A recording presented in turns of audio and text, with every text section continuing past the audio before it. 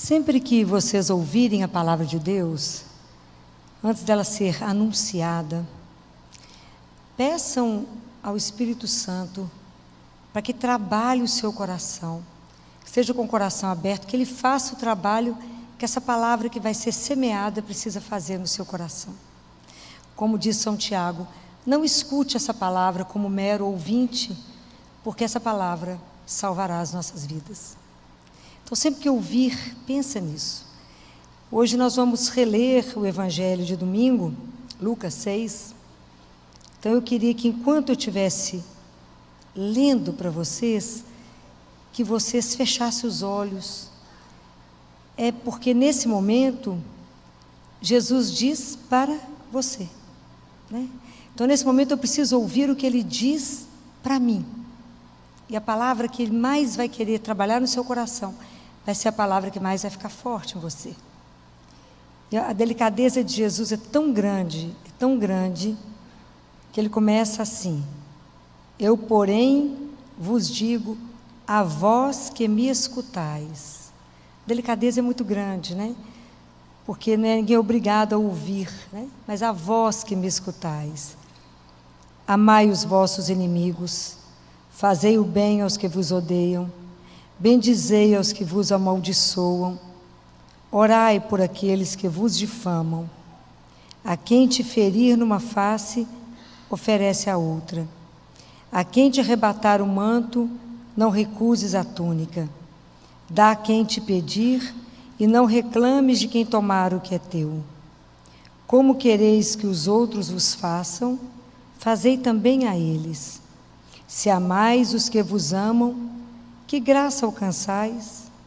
Pois até mesmo os pecadores amam aqueles que os amam. E se fazeis o bem aos que vulo fazem, que graça alcançais? Até mesmo os pecadores agem assim.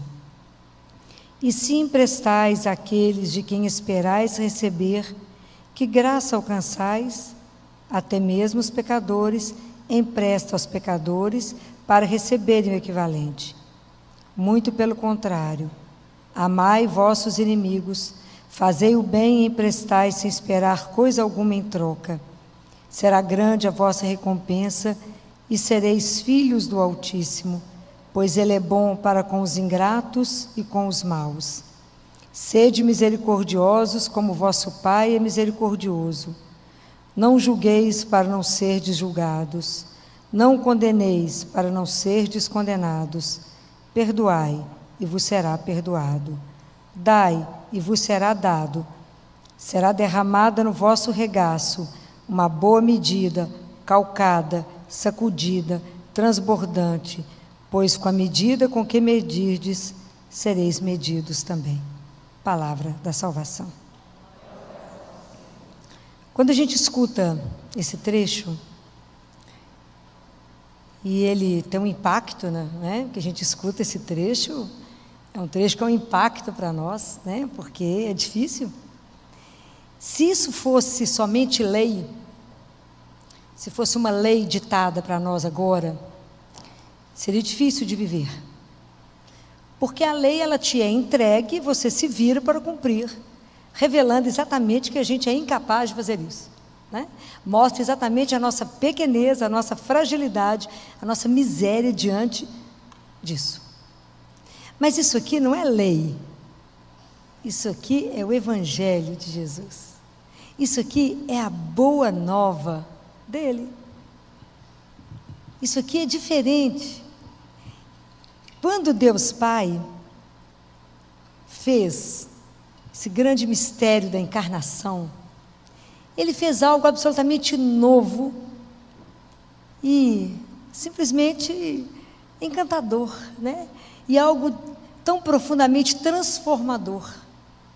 Porque somente porque Ele fez isso, né, e mandou o Filho dele, que nos ensinou a ser filhos do Altíssimo, é que é capaz que hoje a gente possa viver isso, né? Isso aqui é um programa de vida. É possível que a gente viva isso, porque Ele fez a coisa de uma forma que Ele transformou de tal jeito o homem, que o homem é capaz de perdoar, de esquecer, de amar, de rezar pelos inimigos, para não julgar. Por quê? Ele falou isso em Ezequiel, olha, ele falou isso muito antes, né, de que Jesus viesse. Ele falou em Ezequiel 26, no capítulo 36, ele disse: dar-vos-ei coração novo, porém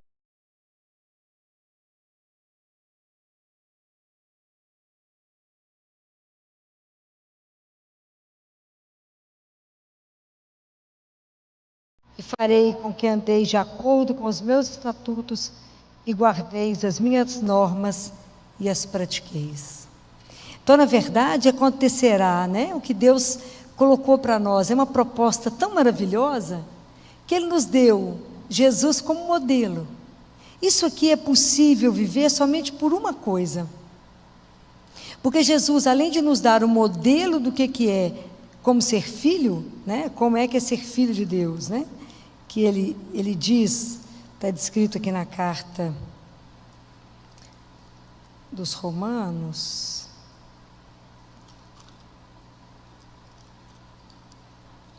está escrito na carta de Pedro, no capítulo 2, que ele fala: Cristo sofreu por vós, deixando-vos exemplo, a fim de que sigais seus passos. Ele não cometeu nenhum pecado, mentira nenhuma foi achada em sua boca.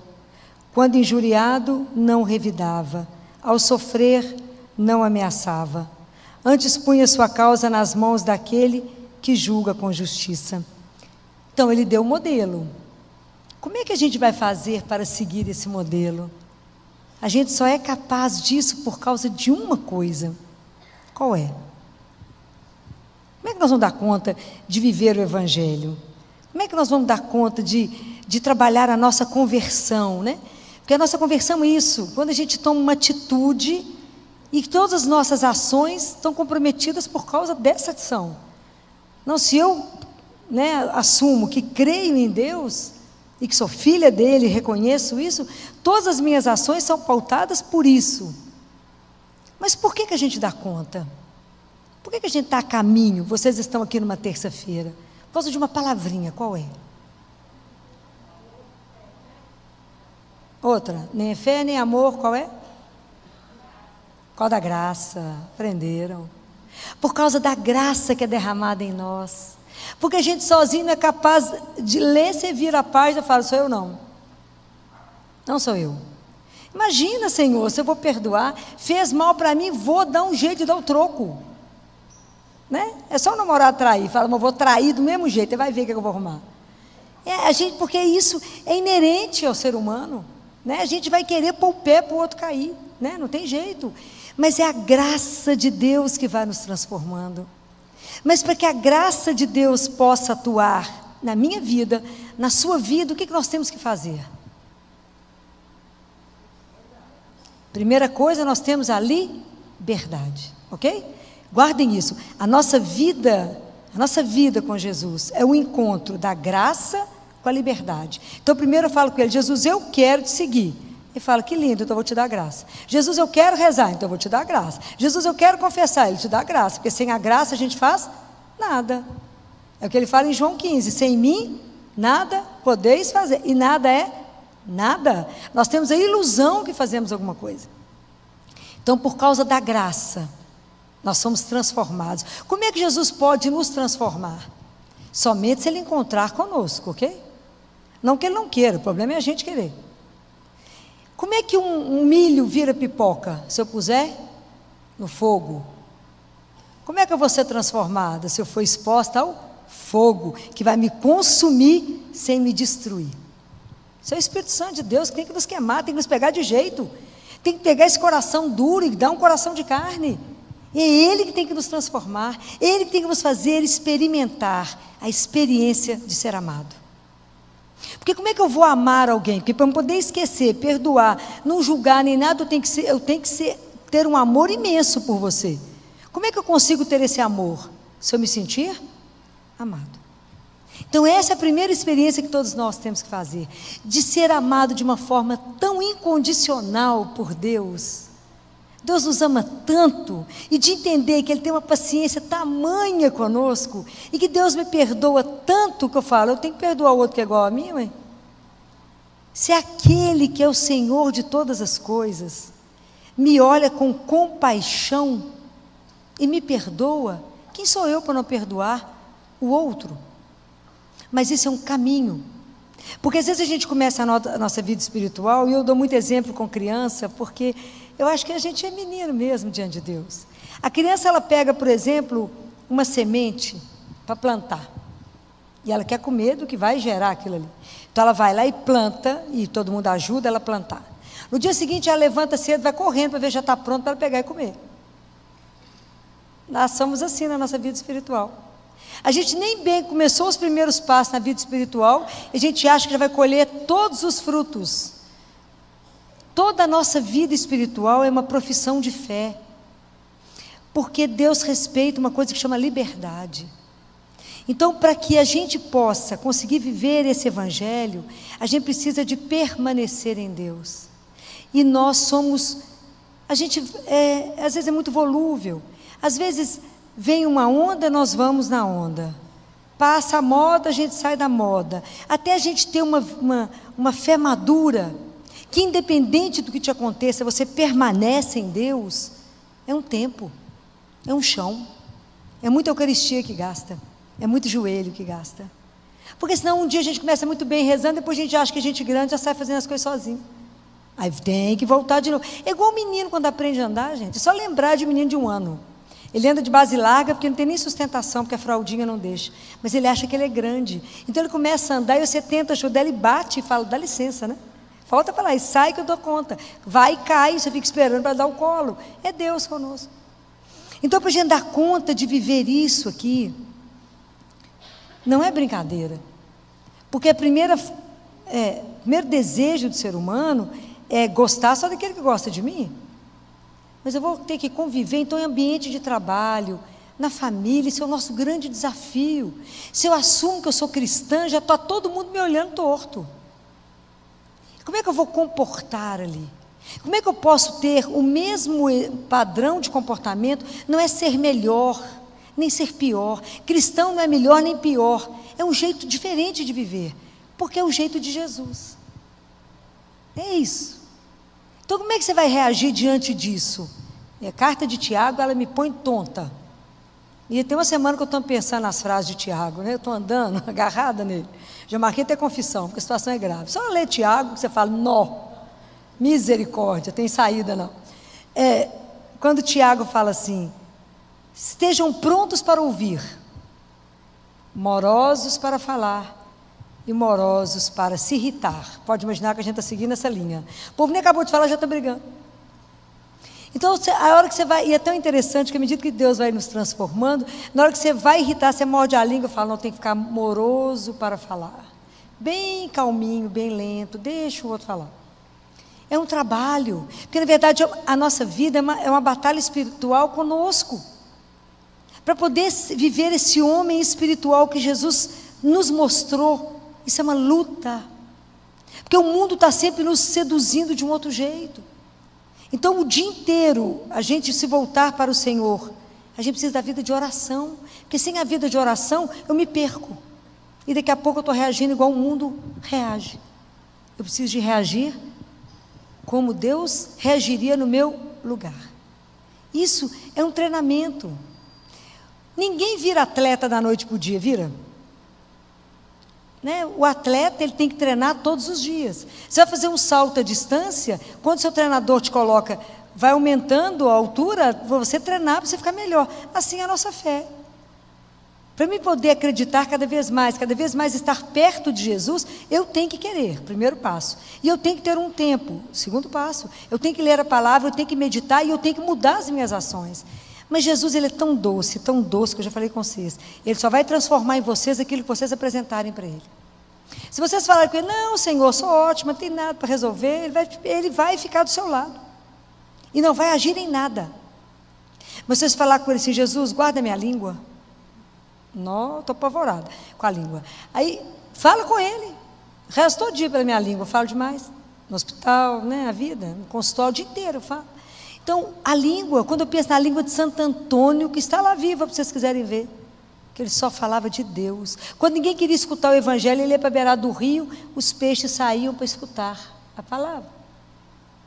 Então você pensa no dia, o que você mais falou? Mais amaldiçoou? Alguém te dá uma fechada no trânsito, o que você fala?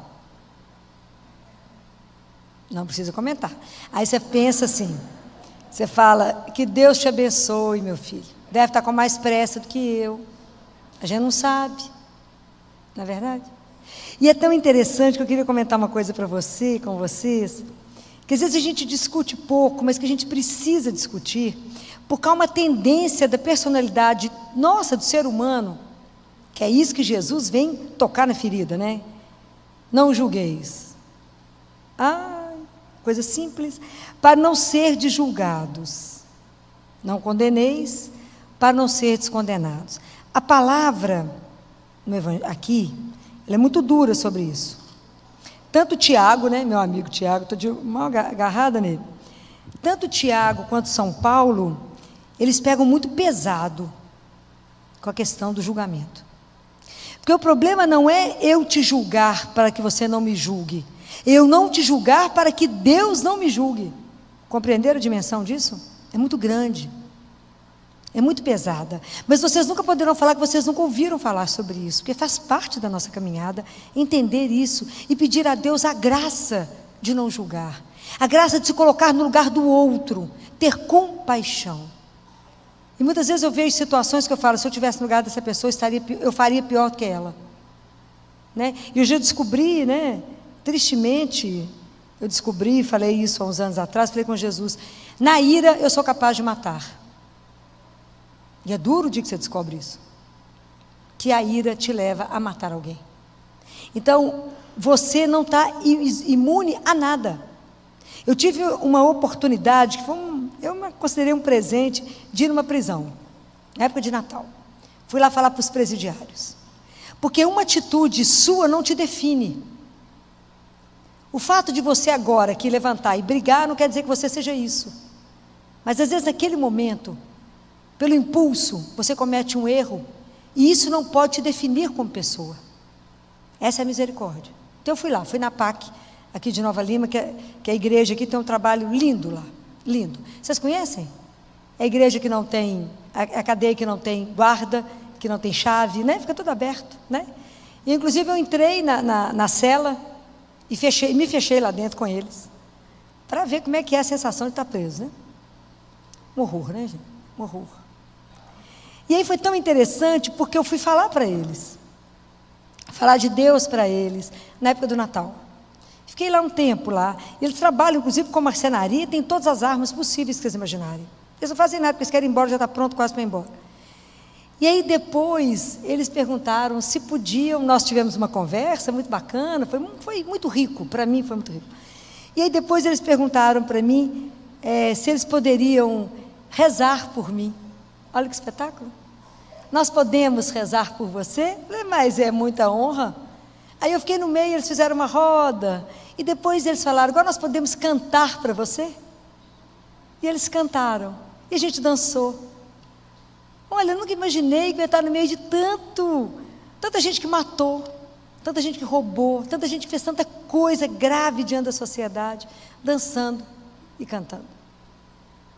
Porque primeiro eles já tinham sido perdoados por Deus. Eles precisavam de se perdoar. E entender que aqui, eu falava isso com um senhor, e falei isso com eles, uma atitude sua não te define. Né? Então, esse não julgar, né? Isso, não condenar, não corrigir o erro, é diferente. A gente tem que ter consciência que um ato nosso determina um sofrimento, e eu preciso reparar isso. Isso é uma coisa. Isso é o pecado que Deus não quer que a gente cometa, mas o pecador Ele ama, e a gente tem que restaurá-lo. Essa é a diferença. Né? Então eu não posso simplesmente anular o outro, mas eu tenho que trabalhar para que ele possa ser reintegrado na sociedade. Mas isso em condições menores. Vocês observam no meio de nós, às vezes a gente está com raiva de alguém, a gente está chateado com alguém, às vezes corta uma relação que não precisava cortar, condena, fala, mas o outro não podia ter feito isso. E é tão interessante que às vezes a pessoa há um tempo atrás, ano passado, uma pessoa me ligou, minha secretária falou, tem uma pessoa te ligando tanto de Brasília. Eu falei, quer falar com você? E meus horários, naquela loucura. Eu falei, eu vou atender, vou receber aqui, me dá o telefone que eu vou ligar para essa pessoa. E descobri que era uma pessoa que eu tinha morado junto, né? Morei no pensionato de Freira, vocês imaginam, 200 mulheres, nós conhecemos gente demais, né?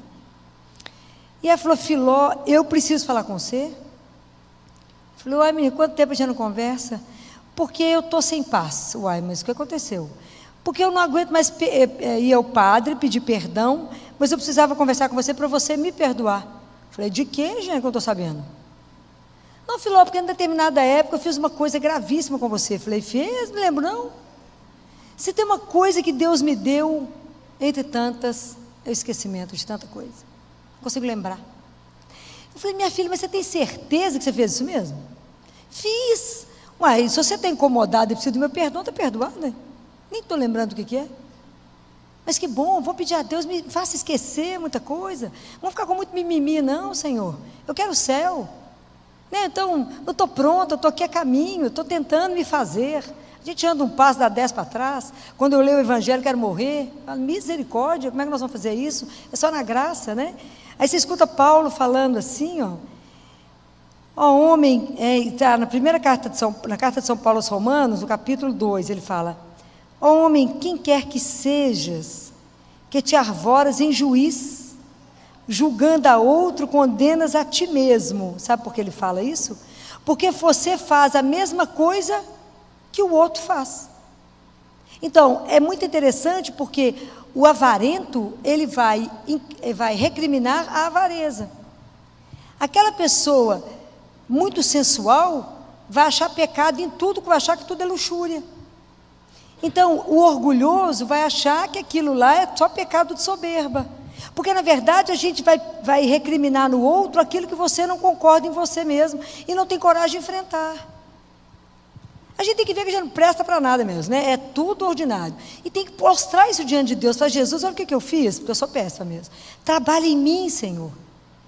Olha o sentimento que eu tive agora. Olha a inveja que eu tive. Olha, isso é sério. Seríssimo. Olha o ciúme que eu estou tendo. Olha a rivalidade, Jesus. Eu estou com ódio do outro que foi promovido. É isso. A gente coloca a nossa miséria diante de Deus, que bobagem. E aí vamos pedir a Ele que trabalhe. E Tiago ainda é pior, né? Porque Tiago não é mole, não. Tiago, a carta dele é pequenininha, tem 5 capítulos, mas em compensação, né? Ele fala, não faleis mal uns dos outros. E às vezes a gente não tem a coragem de falar com a pessoa. Às vezes a esposa fala mal do marido com os filhos. Fala mal do seu marido com ele mesmo. Com jeito. Fala, vamos conversar. Não gostei disso. Esse comportamento não está bom. Fala isso com um amigo. Fala, isso não foi bom. Essa atitude sua me chateia, me magoa. Chegou em mim dessa forma. Se o outro não for corrigido, ele não sabe se está no caminho. Compreende? Amigo não é aquele só que abraça, é aquele que corrige. Tem coisas que a pessoa me fala, eu falo com ela assim, primeira coisa para poder falar com você, eu preciso saber se é cristão ou não.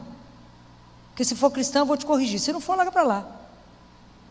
Não vou perder tempo. Se é cristã, então não faça isso, porque está na palavra de Deus. Se você quiser o céu, presta atenção nisso. Aí sim eu sei que a pessoa vai ouvir, porque ela é cristã. Para aquela que isso não faz a menor diferença, eu respeito, calo a boca e falo, o que você acha? A minha forma de pensar vai ser muito diferente da sua, porque o que me dirige é Deus. Tudo que eu tenho que agir, eu tenho que pensar no que Jesus falou. Então eu não posso te orientar do jeito que eu penso, porque senão eu vou te escandalizar. E eu não quero te escandalizar. Então é assim, né? Então não é uma atitude fácil. Quando tem gente que espera o outro sair e fala mal, fala, viu a roupa do outro? Está péssima. Pois eu prefiro falar assim. Ontem teve uma mãe no meu consultório que ela é linda, linda. Está no 2º filho, acabou a consulta, falei com ela, amiga, agora o assunto é eu e você. Vou te falar como mamãe fala e talvez sua mãe não esteja te falando. O que, Filó? Você dá um jeito que seu marido vai arrumar outra, você está um caco. Pode dar um jeito de arrumar. Se a mulher linda, eu não entendo porque vocês viraram mãe, vira só roupa de ginástica e anda de cabelo para cima. Está errado. Seu marido não te conheceu assim. Vai se arrumar. Você é linda. Filó, eu também estou achando que eu estou péssima. Eu falei, pois é, então dá um jeito. Próxima consulta, mês que vem, você chegar desse jeito, eu vou dar um jeito, não sei. Você tem umas pernas lindas, vai pôr mini saia, você tem que sair de casa, seu marido ficar desorientado, que você está na rua. Tem que ativar isso. Por que amante é interessante? Porque não tem nenhum problema. Dorme com roupa, está sempre com lingerie maravilhosa e camisola linda. Ela falou, Filó, eu estou só com pijama de ursinho. Eu falei, seu marido vai te matar, criatura. Mas se não tiver uma louca de uma pediatra para te falar isso, não vai ter outro para falar. Antes de ser mãe, você é esposa e não pode largar de cuidar uns dos outros, que depois isso gera tanto problema que vocês não têm dimensão. Falei, eu cuido da família, eu não cuido só da menina sozinha. Pode dar um jeito. Falei, eu vou começar a academia amanhã. Falei, parabéns. Pode perder esse peso, tá bom não. Falei, minha filha, quem vai ter coragem de falar isso com você? Ela falou, ninguém, né, Filó? Falei, ninguém, minha filha, vai ter coragem de falar com você. Se arrume, porque você é uma mulher linda e está acabada. Não permita. Ela falou, minha sogra falou isso comigo. Falei, porque te ama, senão o casamento vai acabar, que ela conhece o filho dela. Mas a gente tem que ter coragem de dizer isso por amor ao outro.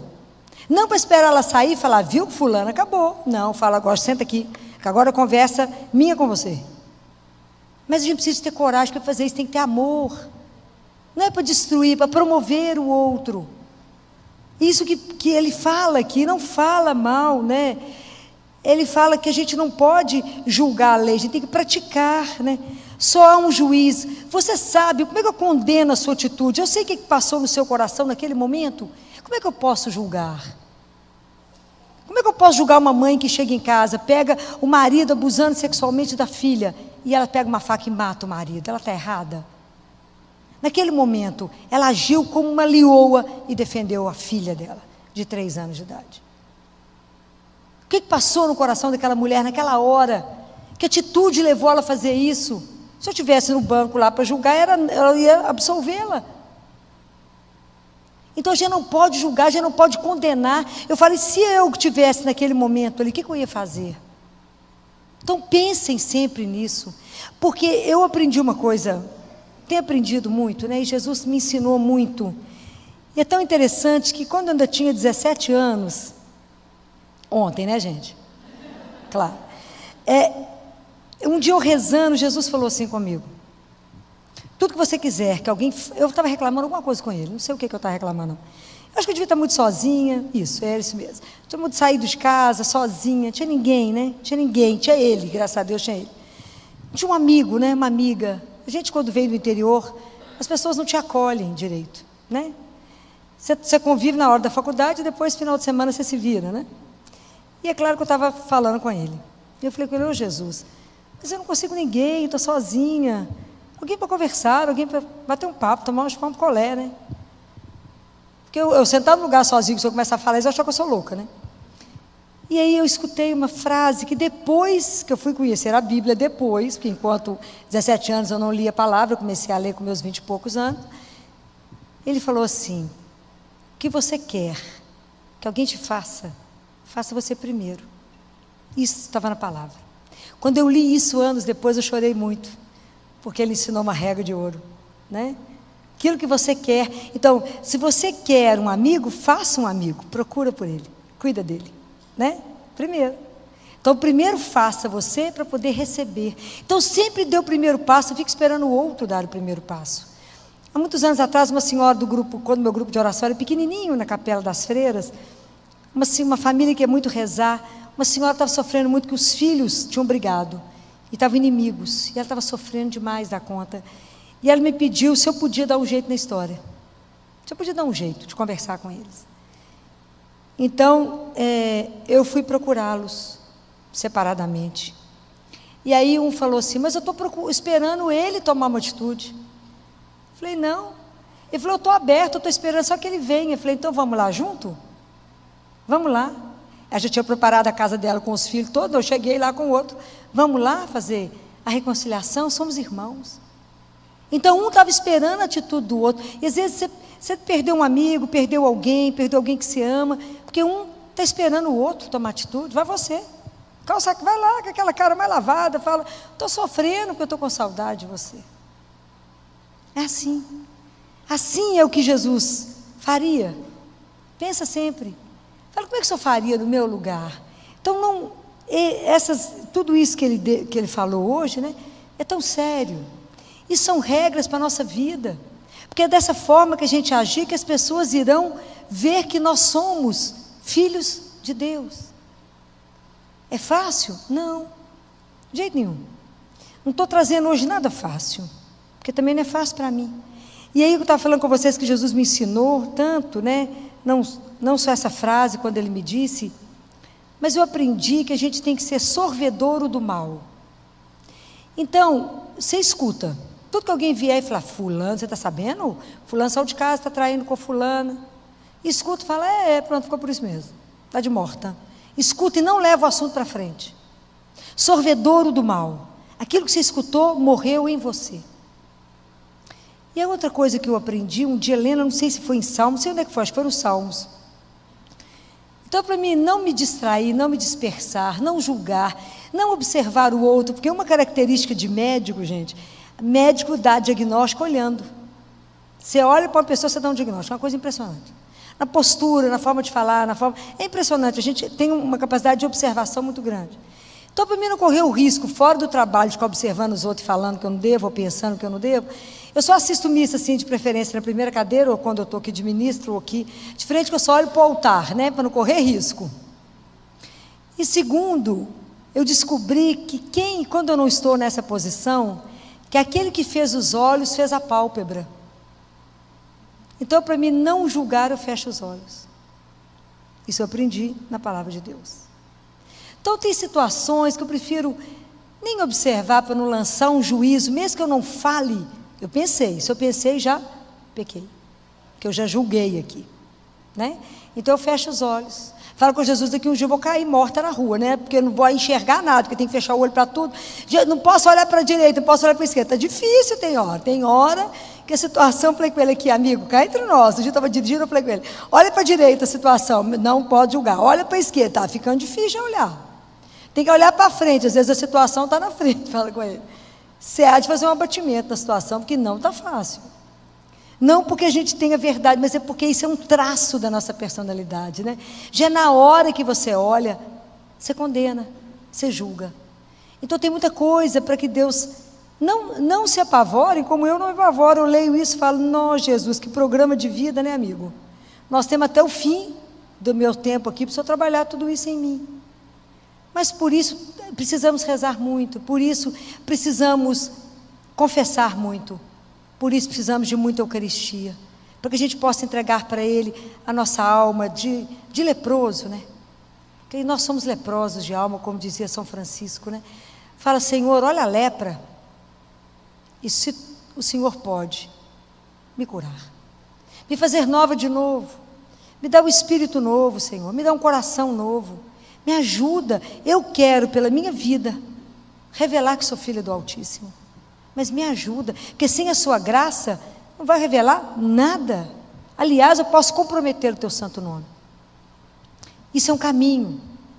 Nós já fizemos só a semente que foi plantada. Como que essa semente cresce? De repente você vai estar conversando com alguém, na hora que você for emitir um juízo, você vai ter uma tosse, você vai mudar de assunto. Aconteceu, não esqueci, era outra coisa que eu ia falar. Pronto, muda de assunto. É assim, né? Quando a gente lá no grupo de oração, quando a gente morava no pensionato, e depois que a gente rezava, a gente ia comer, né? Estudante é sempre esfomeado, pobre, a gente não tinha dinheiro para nada. Sempre falava assim, eu estou com uma fome, o que você tem no quarto? Outro falava, você tem água. A água que todo quarto tinha. Outro falava, eu tenho pó de café, o outro tinha açúcar, eu tinha um pedaço de pão. Fazia um banquete.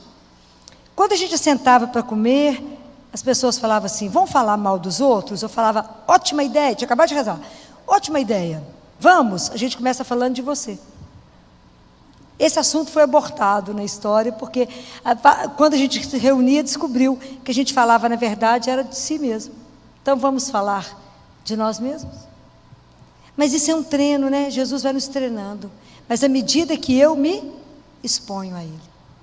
Então, meus queridos irmãos, assim, essa palavra de hoje longe de ser algo que nos desanime. É a palavra que nos encoraja. É exemplo de Nossa Senhora, que quando o anjo apresentou para ela a missão dela, ela falou: eu não sou capaz, como é que isso vai acontecer? Ele falou: o Espírito virá sobre ti. Então, quando ela falou: faz em mim aquilo que o Senhor precisa fazer.